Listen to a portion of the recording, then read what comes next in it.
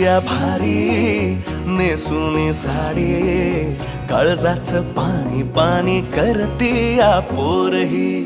आता क्यूट वाली गावरान बोली, खट्याळ थोडी माझ्या काळजाची चोरही.